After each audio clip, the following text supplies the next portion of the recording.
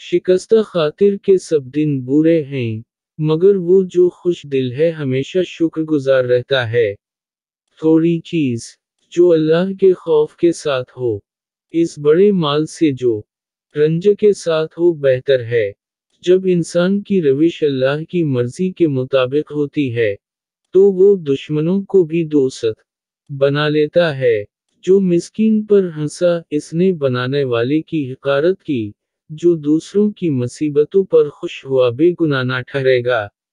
झगड़े को पीछतर इसके कि ज्यादा हो जाए छोड़ दो।